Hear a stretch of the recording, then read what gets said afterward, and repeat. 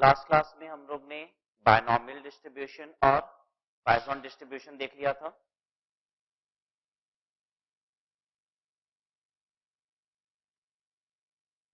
तो बायनॉमियल और Poisson distribution ये किस में यूज होते हैं? डिस्क्रीट सीरीज में, ठीक है।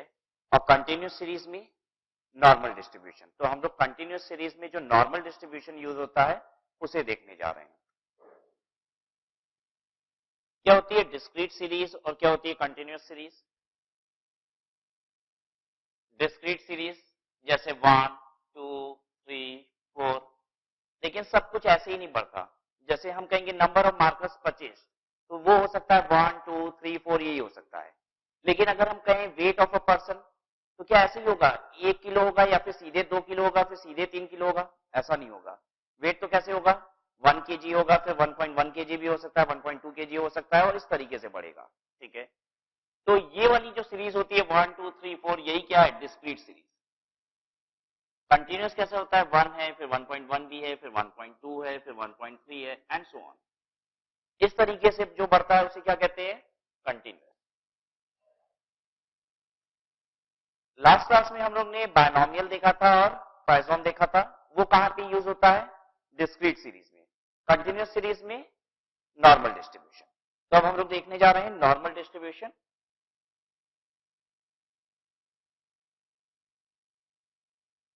नॉर्मल डिस्ट्रीब्यूशन का एक दूसरा नाम भी है, वो भी याद कीजिए, गॉसियन डिस्ट्रीब्यूशन, ठीक है। Normal distribution oblique Gaussian distribution. तो एक थ्योरेटिकल क्वेश्चन हो सकता है ये, Gaussian distribution. It was founded by Johann Carl Gauss, ठीक है। तो ये नाम भी याद कीजिए, it was founded by Johann Carl Gauss.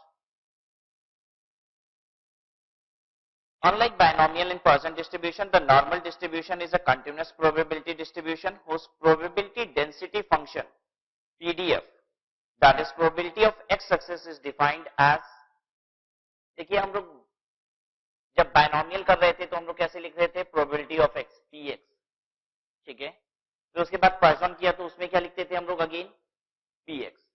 यहां पता है क्या लिखेंगे? एफएक्स। ये भी क्या है? प्रोबेबिलिटी फंक्शन ऑफ एक्स ही है, ठीक है। लेकिन यहाँ पे प्रोबेबिलिटी फंक्शन ऑफ एक्स को कैसे लिखेंगे? एफएक्स, ठीक है। जो हम लोग पीएक्स लिखते थे उसी को यहाँ पे एफएक्स लिखेंगे, ठीक है। इस एफएक्स को कहा जाता है probability density function, density function, ठीक है। और ये जो पीएक्स था कौन सा? ये पीएक्स बाइनोमियल वाला और एंड पॉइसन वाला, ये दोनों क्या है? इसे कहा जाता है प्रोबेबिलिटी मास फंक्शन।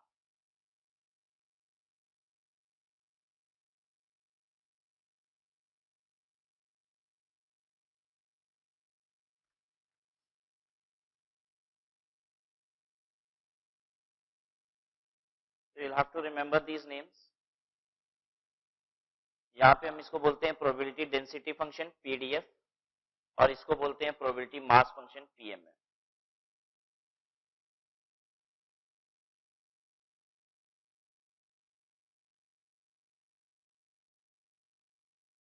ठीक है। अब इसका फॉर्मूला क्या है? देखिए 1 अपॉन स्टैंडर्ड डेविएशन रूट के अंदर 2 पाई ई पे power minus X minus mu का square upon 2 H D square.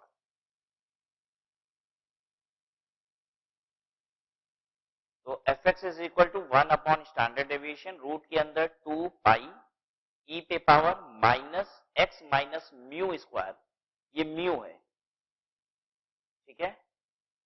You लिखा, बस यू के इस तरफ भी हम लाइन लगा देते हैं, दैट इज म्यू। और इसको क्या बोलते हैं जो रूट के अंदर है 2 के बाद? पाई, ठीक है। Mu stands for mean, mu का मतलब होता है मीन,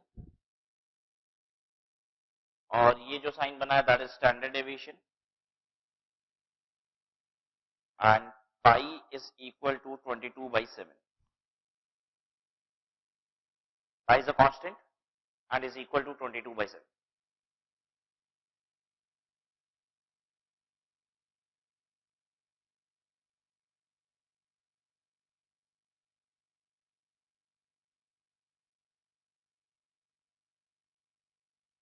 क्या लग रहा है फॉर्मूला याद हो जाएगा? तो इनफैक्ट फॉर्मूले से रिलेटेड क्वेश्चन आते ही नहीं है, जो क्वेश्चंस आते हैं वो कॉन्सेप्ट अब सीखते हैं. ठीक है,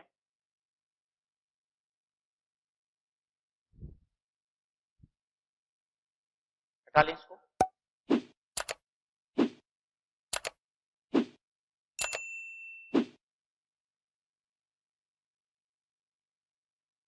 ये सब सॉल्व करने की जरूरत नहीं पड़ेगी.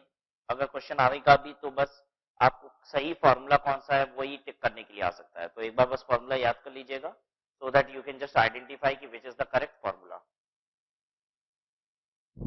उसके बाद कैरेक्टरिस्टिक ऑफ नॉर्मल कर्व दिया है. What is normal curve?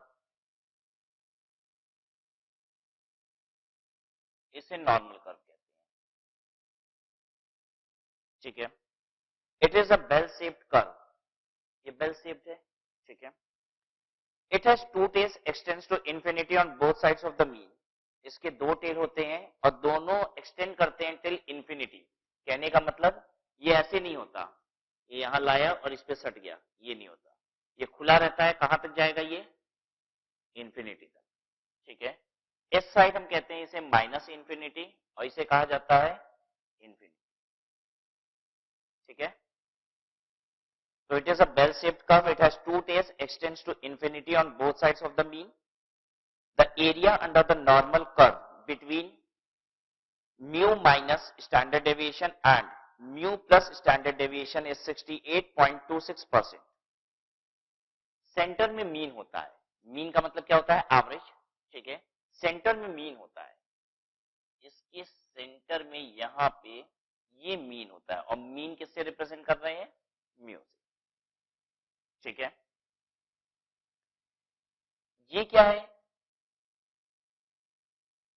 ये है म्यू माइनस स्टैंडर्ड डेविएशन. ठीक है, इधर की तरफ अगर पढ़ेंगे तो ये क्या होगा? Mu plus standard deviation. और आपको बता क्या रहा है? Mu minus standard deviation, area under the normal curve between mu minus standard deviation and mu plus standard deviation. इतना area mu minus standard deviation से लेके म्यू प्लस स्टैंडर्ड डेविएशन, यानी ये पूरा एरिया.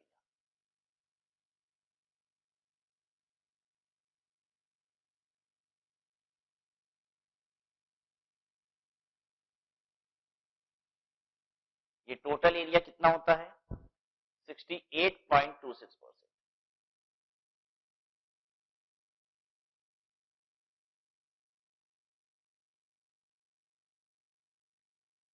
ठीक है,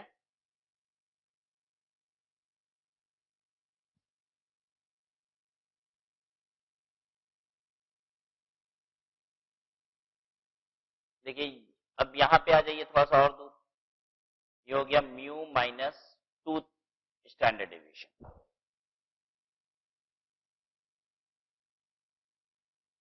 ये क्या है? Mu plus 2 standard deviation. ठीक है, इतना पूरा एरिया मतलब यहां से लेके यहां तक का पूरा एरिया अगर हम देखेंगे तो ये कितना परसेंट होता है? 95.45%. ये सब याद करना पड़ेगा आपको.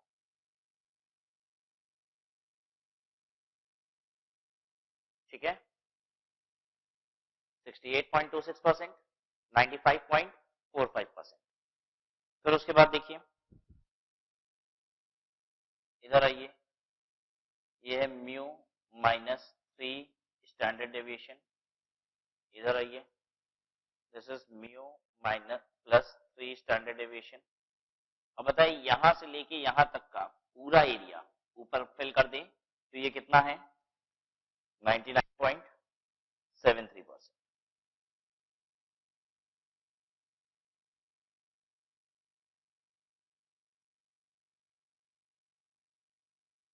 ठीक है।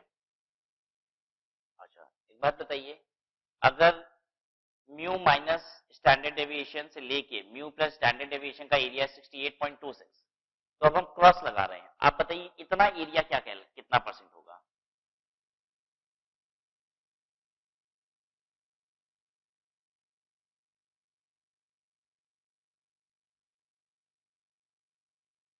ये जो हमने क्रॉस कर दिया है, इतना एरिया कितना है? ये एग्जैक्टली 68.26% का क्या है? आधा है। अगर सिर्फ इतना एरिया हमें बताना होगा तो हम इसे बोलेंगे 34.13%। ठीक है। अच्छा, अब एक बात बताइए, अब हम जो एरिया सेट कर रहे हैं ग्रीन पेन से, वो बताइए कितना एरिया है?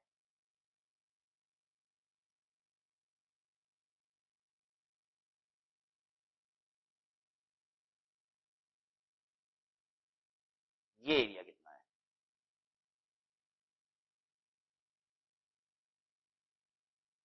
चलिए समझिएगा, बेसिकली ये प्रोबेबिलिटी डिनोट कर रहा है। ठीक है, ये जो सेंटर है मीन है, मीन के right hand side and left hand side दोनों तरफ पता है क्या होता है? 50%। ठीक है, आपको पता चल गया है कि यहां से, ध्यान दीजिएगा, यहां से लेके यहां से 50% इधर का एरिया पूरा कितना है? 50%। ठीक है, जिसमें से इतना एरिया हमको पता चल गया कितना है? 34.13%। तो रिमेनिंग ये कितना होगा? तुरंत बता देंगे, 50% माइनस 34.13%। सबको समझ में आ रहा है? कितना?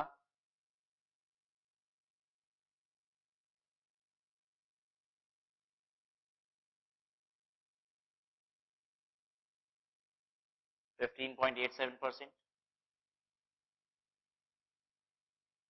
ठीक है। अच्छा, कोई हमको ये बताइए, यहां तक का एरिया, मतलब जो मार्क ग्रीन किए हैं ये बस छोड़ दीजिए, इसके अलावा इतना पूरा एरिया बताइए कितना है? बता सकते हैं? कैसे बताएंगे? देखिए यहां तक तो 50% हो गया। ठीक है, और उसके बाद इतना एरिया कितना है? 34.13। तो बहुत आराम से हो जाएगा, 50% प्लस 34.13% कितना हो गया? 84.13%।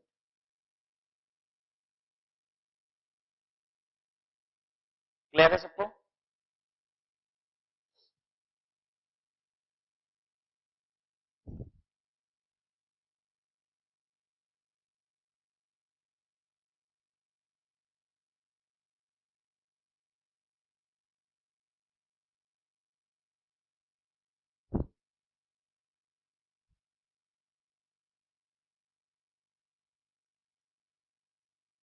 उसके बाद हेडिंग देखिएगा, स्टैंडर्ड नॉर्मल डिस्ट्रीब्यूशन।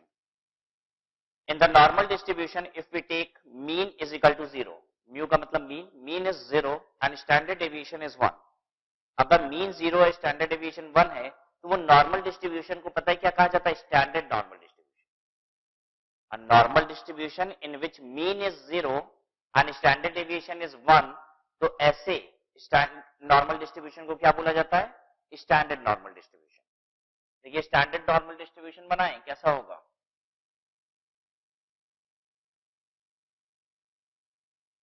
यहां पे मीन होता है ना, तो यहां देखिए हम लिखेंगे 0, मीन 0 होना चाहिए और स्टैंडर्ड डेविएशन कितना? 1। तो हम कहते हैं अगर this is -1 and this is +1,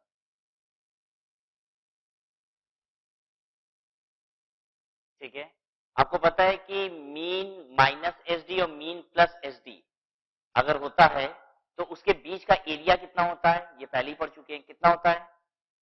68.26%। तो ये एरिया पूरा कितना है? 68.26%।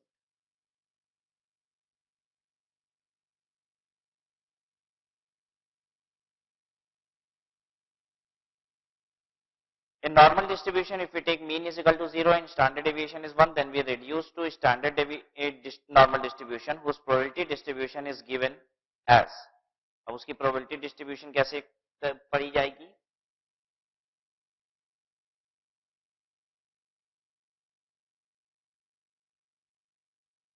अभी हम लोग क्या लिख रहे थे? fx लिख रहे थे ना? fx की जगह पे ही अब रिप्लेस कर देंगे इसको, ठीक है? इसे क्या बोला जाता है? What is this? ये क्या है? फाई, ठीक है? इसे बोला जाता है स्मॉल फाई, और एक होता है, इसे बोलते हैं कैपिटल फाई, ठीक है? This is capital phi and this is small phi,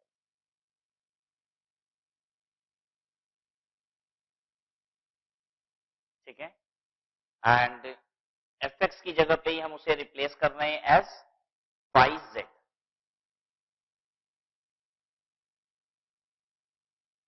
phi z is equal to 1 by root over 2 pi ई पे पावर माइनस जेड का स्क्वायर अपॉन 2.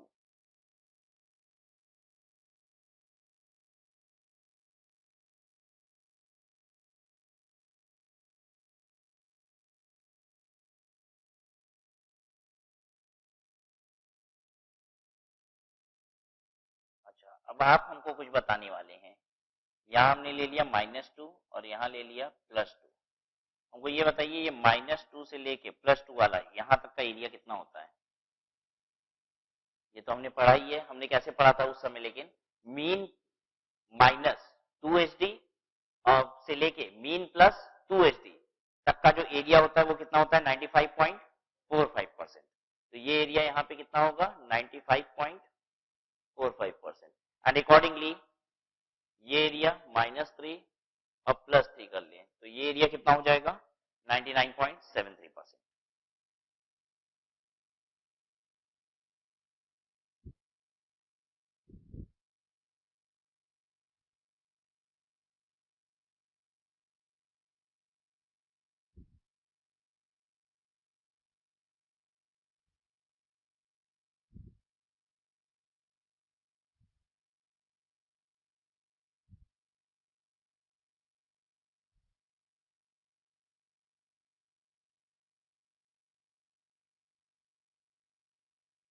ठीक है यहां तक? अब नेक्स्ट पेज पे देखिएगा, some important facts about normal distribution. Some important facts about normal distribution मिल गया?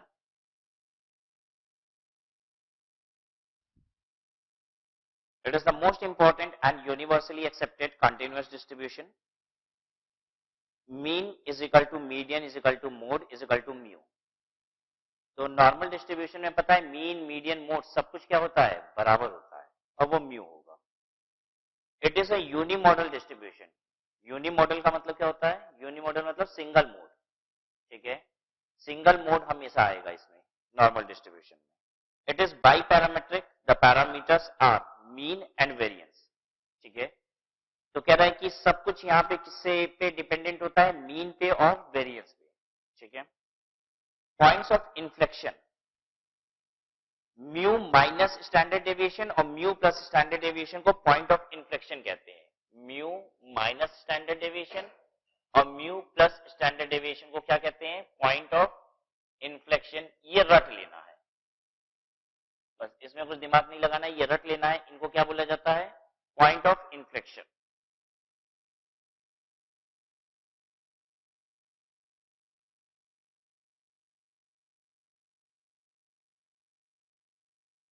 लोअर क्वार्टाइल का मतलब होता है Q1 और अपर क्वार्टाइल का मतलब होता है Q3, ठीक है? क्वार्टाइल हम लोग क्या क्या निकालते हैं? Q1, Q2, Q3. तो Q1 को लोअर क्वार्टाइल बोलते हैं, Q3 को अपर क्वार्टाइल बोलते हैं. आप लोग यहाँ पे क्वार्टाइल भी निकाल सकते हैं. Q1 will be equal to mu minus 0.6745 standard deviation. Formula याद करना होगा. कैसे निकालेंगे? Q1 is equal to mu minus 0.6745 standard deviation. और अपर क्वार्टाइल कैसे निकालेंगे? Mu plus 0.6745 standard deviation. बस माइनस की जगह साइन कौन सा हो जाएगा? प्लस. सेवेंथ पॉइंट देखिएगा, quartile deviation is equal to 2/3 standard deviation. Quartile deviation निकालना हो तो 2/3 स्टैंडर्ड डेविएशन, और mean deviation will be equal to 4/5 standard deviation. याद रहेगा, quartile deviation is equal to 2/3 standard deviation और mean deviation is equal to 4/5 standard deviation. Normal distribution में QD is to MD is to SD का ratio क्या होगा? QD मतलब quartile deviation, MD मतलब mean deviation और SD मतलब standard deviation. तो अगर आप चाहें तो 7 और 8 भले ना याद करें, 9 याद कर लीजिए, तो ये रेशियो याद रहेगा, तो भी हम क्या करेंगे, पुट करके सॉल्व कर सकते हैं। QD MD SD, QD is to MD is to SD का जो रेशियो होगा वो क्या होगा? 10:12:15।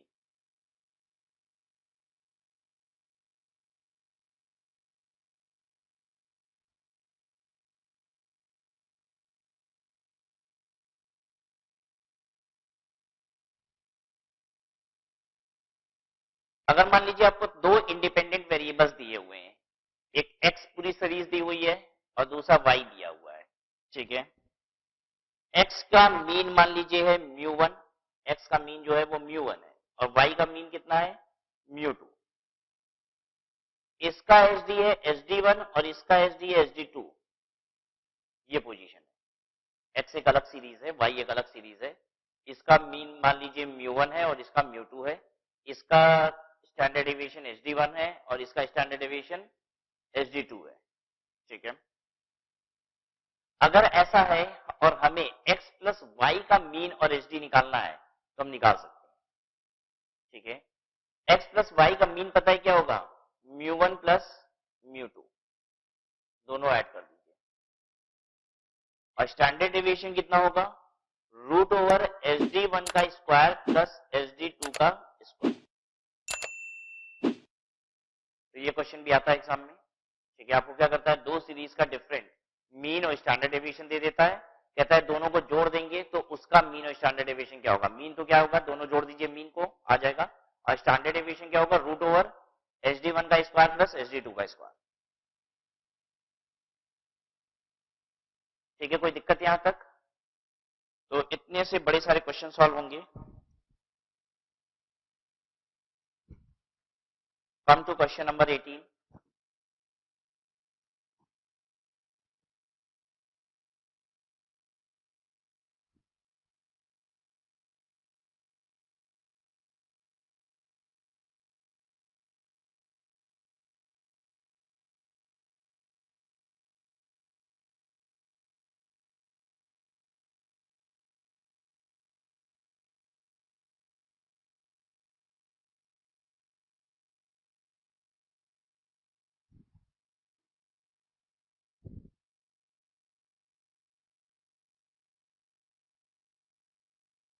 Question 18, if the point of inflection, point of inflection मालूम है क्या होता है? What is point of inflection? रटा है अभी आपने, म्यू माइनस SD और mu plus SD। A point of inflection of a normal curve are 40 and 60 respectively, then its mean is, mean कितना होगा? पॉइंट ऑफ इफ्लेक्शन का मतलब होता है म्यू माइनस SD और म्यू प्लस SD। एक बोल रहा है 40, एक बोल रहा है 60। अब हमको तो पता नहीं 40 कौन सा है 60 कौन सा, आप बता पाओगे कौन सा 40 होगा कौन सा 60 होगा? जल्दी बताइए। निश्चित है जो माइनस कर रहे हैं वो कम हो जाएगा, ठीक है, जो प्लस कर रहे हैं वो ज्यादा हो जाएगा। ये 40 होगा, ये 60 होगा, और आपको क्या निकालना है? मीन निकालना है। म्यू निकल जाएगा। कैसे निकालोगे? ऐड कर दीजिए, 2 म्यू इज इक्वल टू कितना? 100।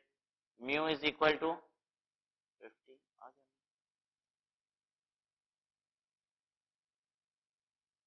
तो जितना थ्योरेटिकल पार्ट पढ़ा वो अगर अच्छे से तैयार है तो हम हर क्वेश्चन सॉल्व कर लेंगे।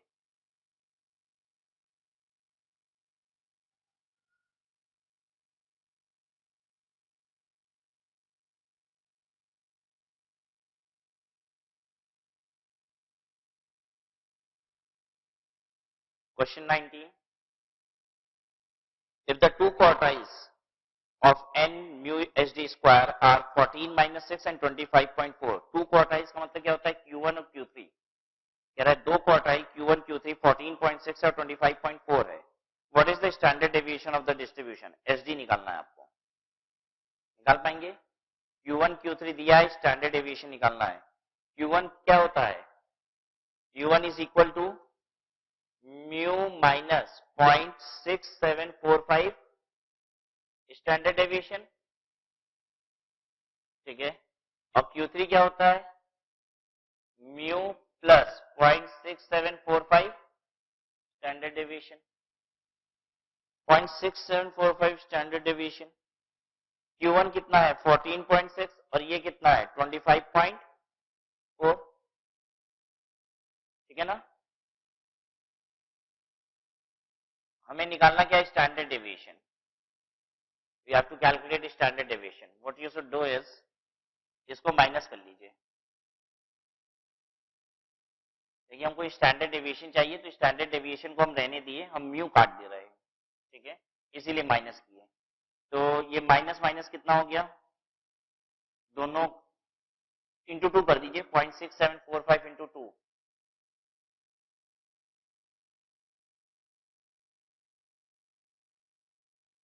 1.349. बस 349 standard deviation is equal to 25.4 में से 14.6 घटा दीजिए. 10.8.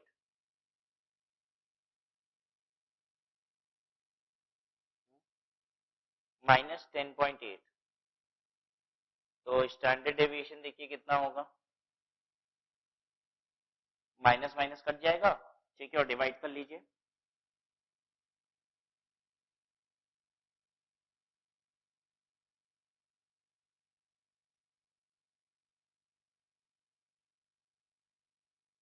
एट आ रहा है.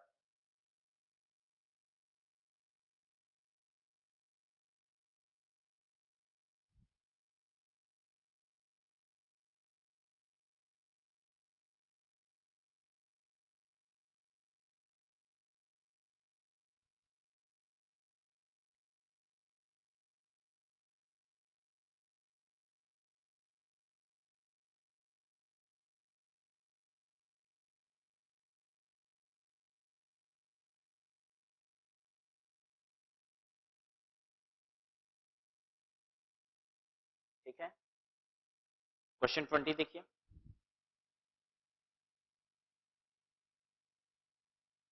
If the mean deviation of a normal variable is 16, what is its quartile deviation?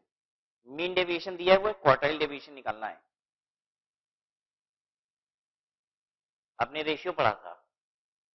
Quartile deviation is to mean deviation कितना हो जाता है? 10:12.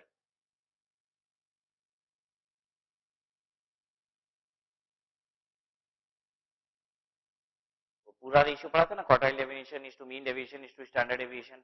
10:12:15 वहीं से ले लिया. Quartile deviation is to mean deviation is 10:12. तो अप्लाई कीजिए अभी यहाँ पे. क्वार्टाइल डेविएशन निकालना है. मीन डेविएशन कितना दिया है? 16 इज इक्वल टू 10/12. तो क्वार्टाइल डेविएशन कितना हो जाएगा?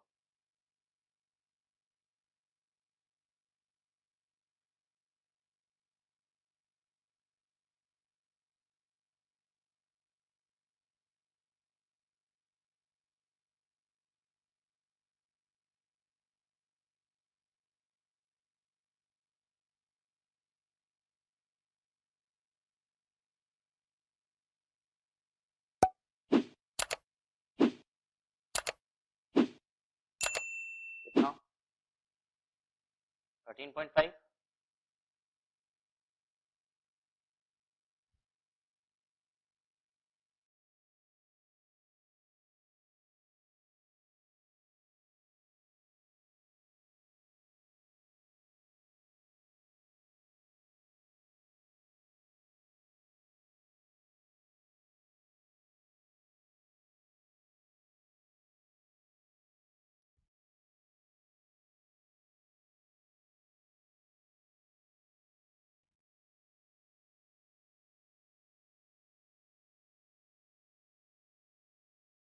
ठीक है, यहाँ तक 21 देखिए. अब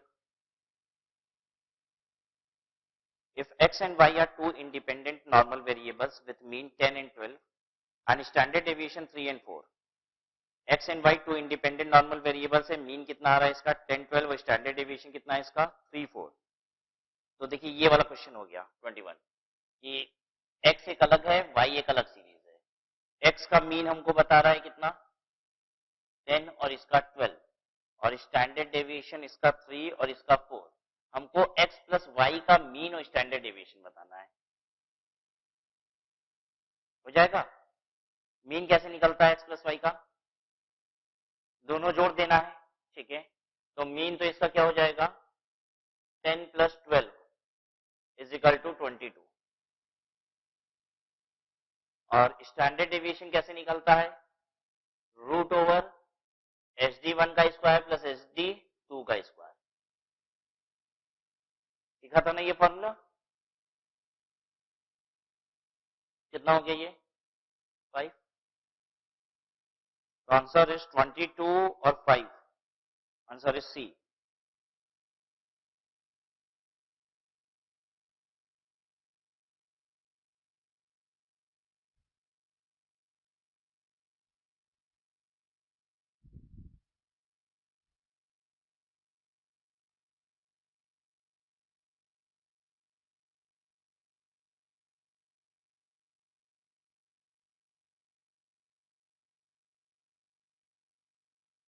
ठीक है यहां तक?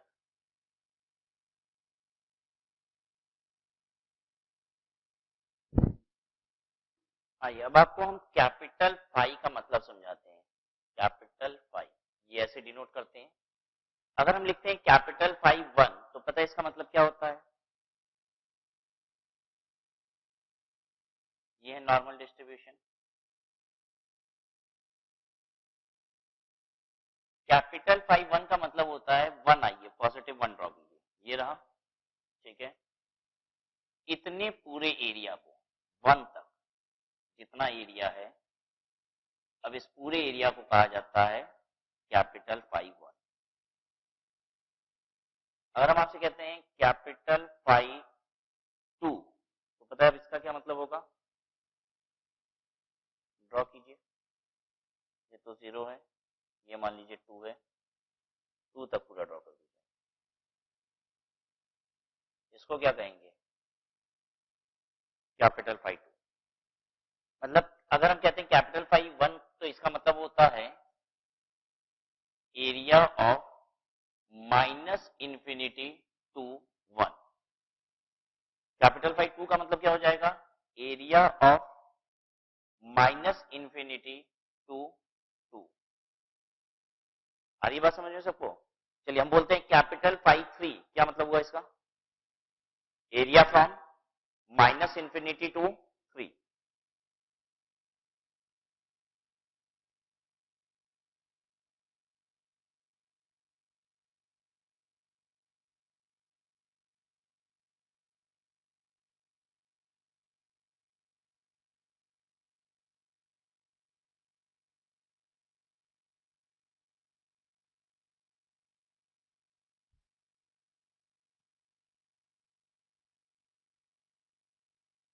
तो देखिए एरिया वगैरह आप तभी बता पाओगे जब वो 3% जो आपको पढ़ाए गए हैं वो याद है, ठीक है।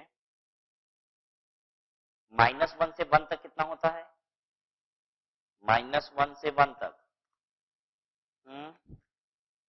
68.26, -2 से 2 तक 95.45 और -3 से 3 तक 99.73।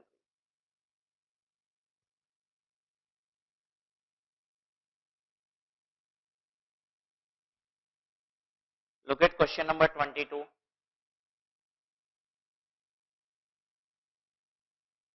If the area of standard normal curve between z is equal to 0 to z is equal to 1, कह रहा है area under the normal curve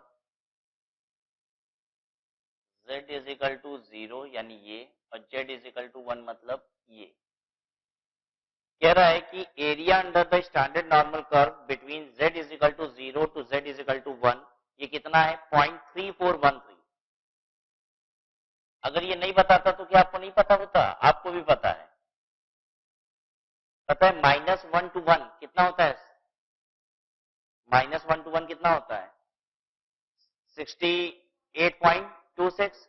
68.26 का आधा कितना होगा? 34.13, यानी 0.3413 एरिया होता है। ठीक है, तो इतना बता रहा है 0.3413 है। यहां तो क्वेश्चन ने बता दिया, कभी कभी नहीं भी बताएगा। ठीक है, तो कहता है area between z is equal to 0 to z is equal to 1 is 0.3413, then the value of capital 5 1 is, capital 5 1 की वैल्यू बतानी है। कैपिटल 5 1 का मतलब पता है क्या होता है? इंफिनिटी से लेके जहां से भी आ रहा है वहां से यहां तक का पूरा एरिया कितना होगा? ये 0 के इधर कितना है? 0.5, और इधर कितना है? 0.3413। कुल मिला के क्या हो गया? ये हो जाएगा 0.8413।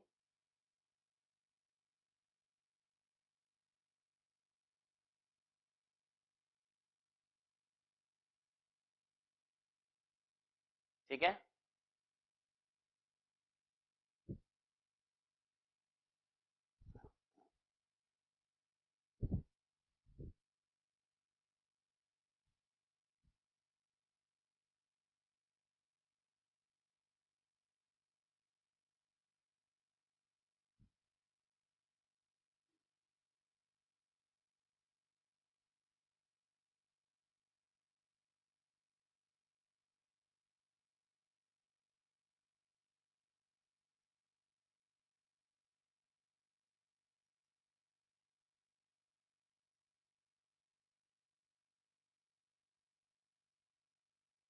क्वेश्चन 23 देखिए।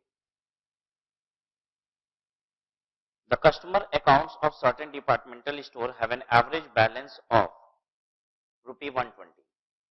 There are customer account of a certain departmental store have an average balance of ₹120. Customer account balance का मतलब क्या होता है? कोई कुछ उधार लगाया है, कोई कुछ उधार लगाया है। एक डिपार्टमेंटल स्टोर में कस्टमर का जो अकाउंट है, किसी कस्टमर का कितना बाकी है? 150 होगा, किसी का 100 होगा, किसी का 90 होगा, मिला के ऑन एन एवरेज कस्टमर का अकाउंट बैलेंस कितना दिख रहा है? 120। ठीक है, एवरेज को ही आप क्या बोलते हो पता है? Mu. This is 120 and the standard deviation of ₹40। Standard deviation of ₹40 है।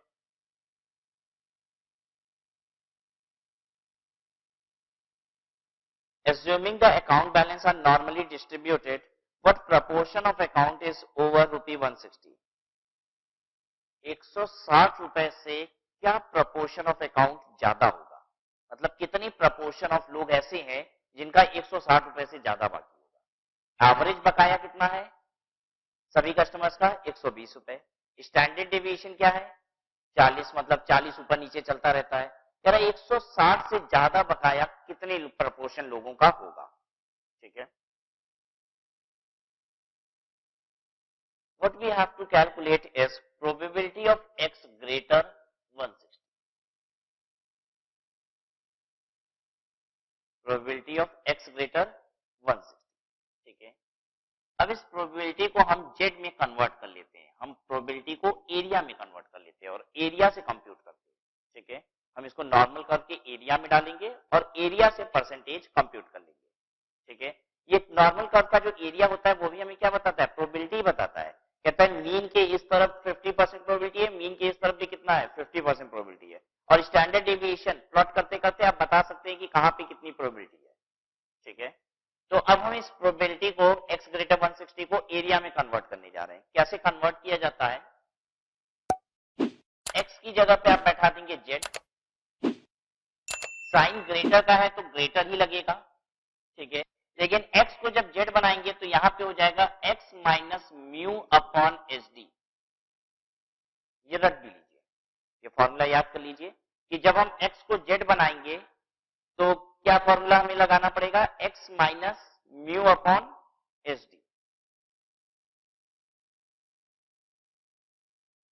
तो एरिया हमें चाहिए z ग्रेटर x कितना? 160, म्यू कितना? 120, एच डी कितना? 40। यानी हमें चाहिए एरिया z ग्रेटर कितना? 1। एरिया z ग्रेटर 1 का मतलब समझते हैं? ये देखिए, ये है 0 और ये है 1। 1 से ज्यादा किस तरफ? 1 से ज्यादा इधर की तरफ। इतना एरिया बताना है। ये इतनी एरिया की जो प्रोबेबिलिटी है वही क्या है? प्रोबेबिलिटी होगी 160 लोगों से ज्यादा कितने लोगों का बाकी है। तो देखिए कितने प्रपोर्शन लोग ऐसे हैं जिनका 160 रुपए से ज्यादा बाकी है। 1 के बियॉन्ड बता सकते हैं कि नहीं कितना होता है? बता सकते हैं। इसका एरिया मालूम है ये कितना होता है? 0 to 1 वाला 0.34 0.3413, दिस इज 0.3413। तो हम ये बता सकते हैं ये कितना होगा? 0.5 माइनस 0.3413।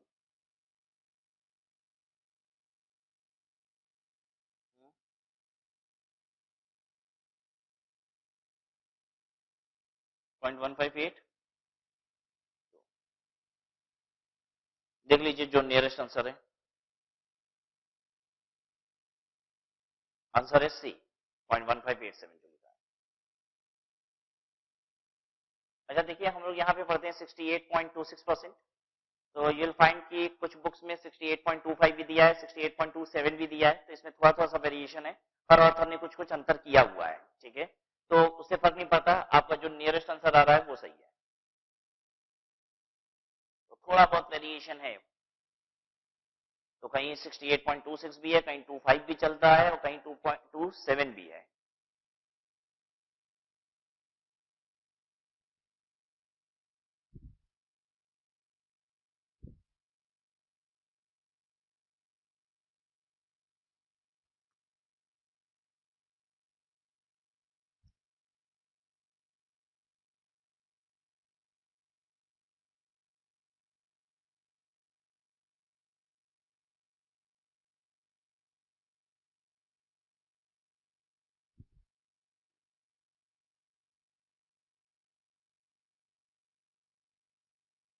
क्वेश्चन 24 देखो। With reference to question 23, question 23 के रेफरेंस में आगे भी करना है, यानी फिर से हम रिपीट कर लेते हैं। Mu is equal to 120 and H D is equal to 40। ठीक है, what proportion of account balance is between 80 and 160? 80 से 160 के बीच कितने प्रपोर्शन लोगों का बैलेंस चल रहा है? मतलब कितने परसेंटेज लोग ऐसे हैं जिनका बैलेंस कहाँ है? 80 रुपए से लेके 160 रुपए की। ठीक है, तो what we have to calculate is probability 80 less than is equal to x less than is equal to 160।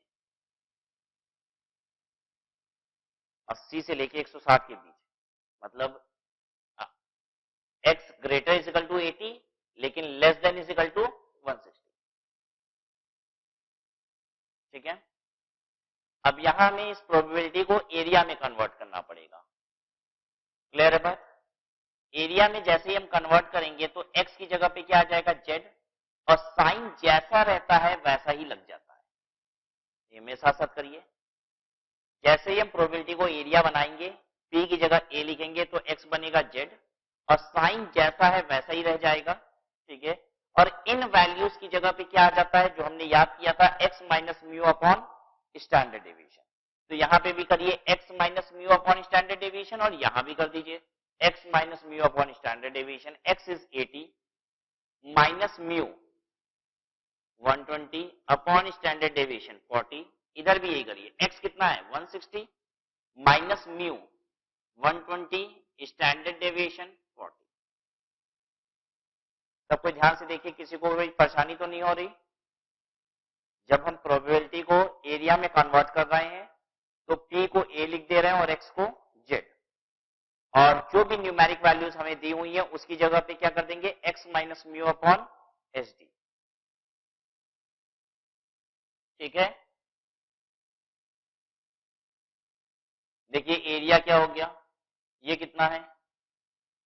-1 less than is equal to z less than is equal to 1। यानी एरिया जो बनेगा वो कुछ ऐसा है। ये होता है 0, इधर होता है -1, इधर होता है 1। ये इतना एरिया।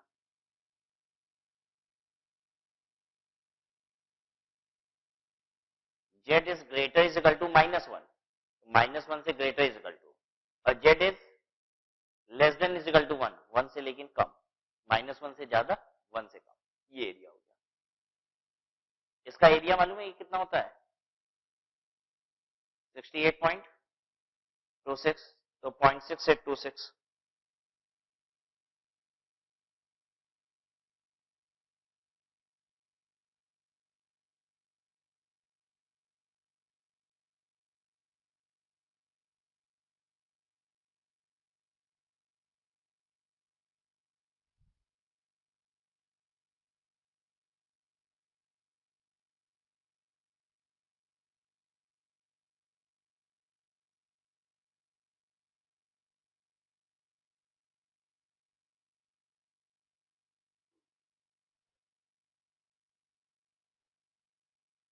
ठीक है,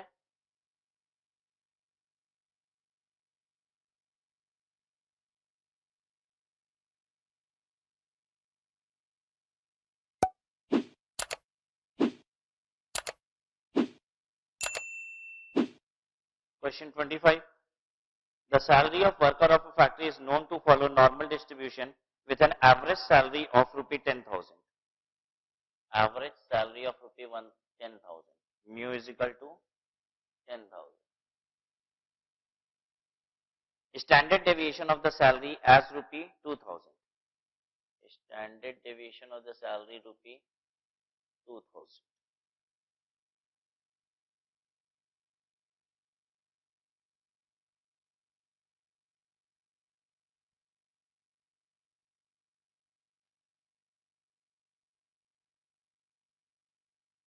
if 50 workers receive salary more than 14,000, then the total number of worker in the factory is, कह रहा है 50 वर्कर ऐसे हैं जो 14,000 से ज्यादा पाते हैं, एवरेज सैलरी क्या होती है 2,000, और स्टैंडर्ड डेविएशन कितना है सैलरी में 2,000, कह रहा है लेकिन 50 लोग ऐसे हैं जो 14,000 रुपए की से ज्यादा की सैलरी पाते हैं, तो total number of workers factory में कितने होंगे?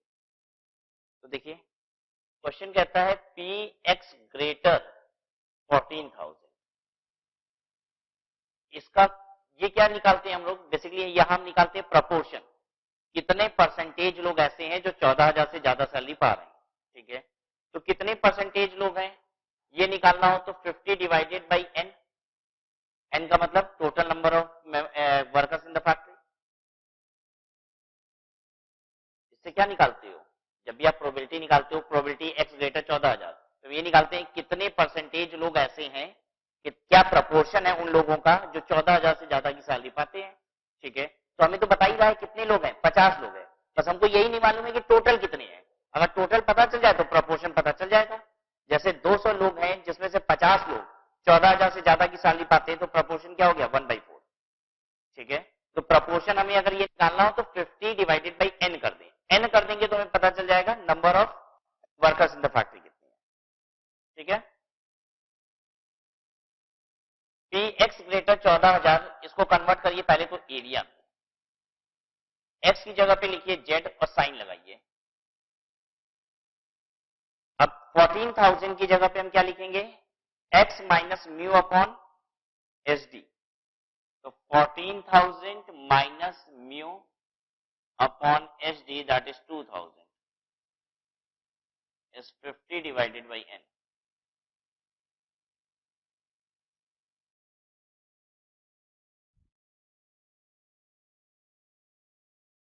ए जेड ग्रेटर कितना 2 इज 50 बाई एन,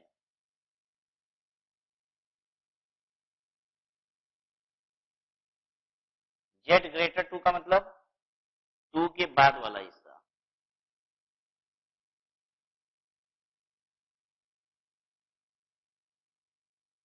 ठीक है, हमको ये बताइए -2 से लेके 2 तक कितना होता है 95.45, ठीक है, तो 0 to 2 कितना होता है सिर्फ इतना 0.9545 डिवाइडेड बाई 2, कितना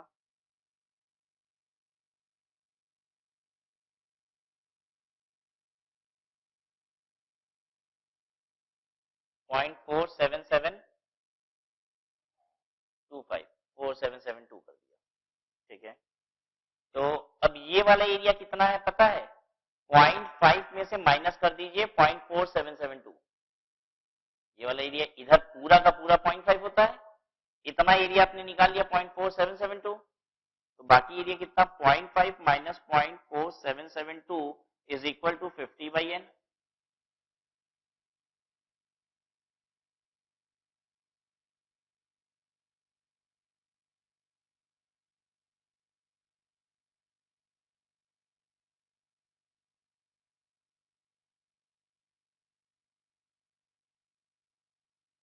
ठीक है, कर लीजिए solve, n is equal to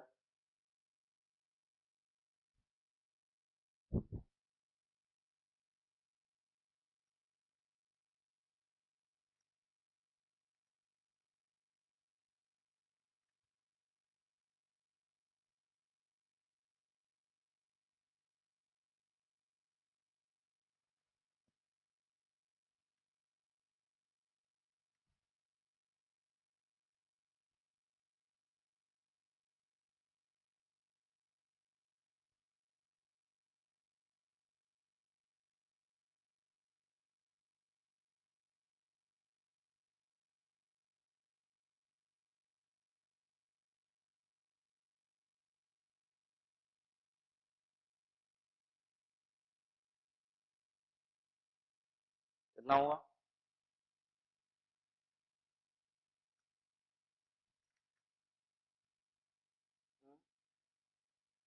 2192 2192, ठीक है कोई दिक्कत नहीं, 2192 नियरेस्ट आंसर देख लीजिए अपना। बेसिकली है क्या कि ये जो परसेंटेजेस हैं ये हर जगह डिफरेंट है थोड़े से, ठीक है, तो जो थोड़ा सा भी चेंज आएगा तो ये चेंज हो जाता है अकॉर्डिंगली, ठीक है। तो नियरेस्ट आंसर अपना चेक कर लीजिए, विच is the nearest answer that you have 2183।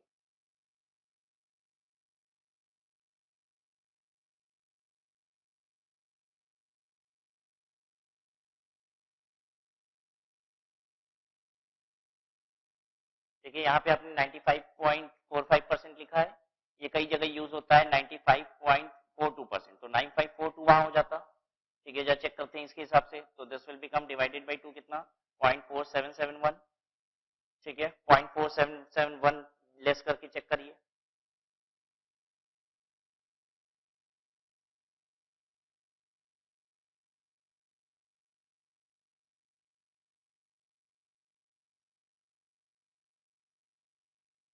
अब बताइए कितना आ रहा है, 2183 हो गया, देखिए अब हो गया, ठीक है बात।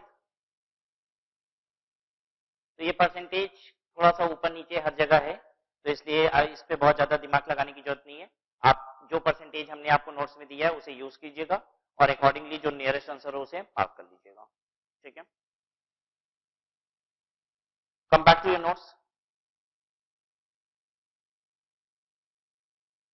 देखिए आपको क्या क्या करना था थ्योरेटिकल डिस्ट्रीब्यूशन में, डिस्क्रीट सीरीज में बाइनोमियल और पाइथन, बाइनोमियल और पर्सन ये रिप्रेजेंट कैसे करते हैं, पीएक्स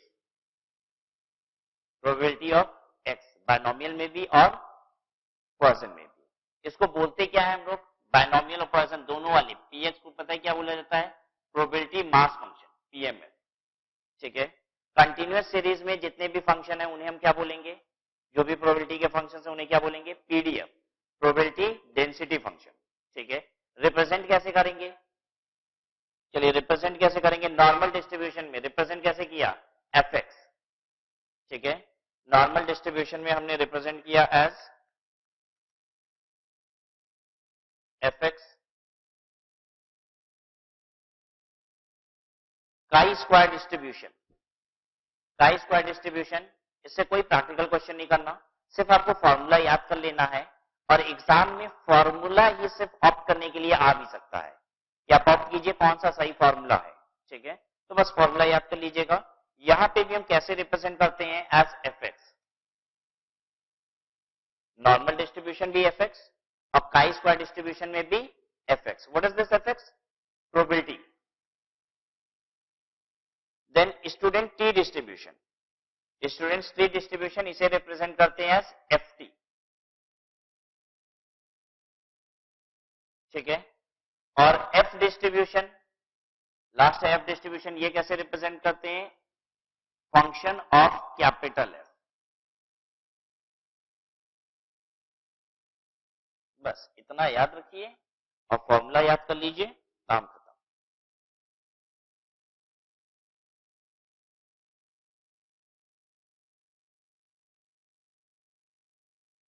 ठीक है, और इन सबको क्या बोला जाता है, ये जितने भी आपके कंटिन्यूअस सीरीज में PDF, probability density function, right. So with this we have completed with theoretical distribution.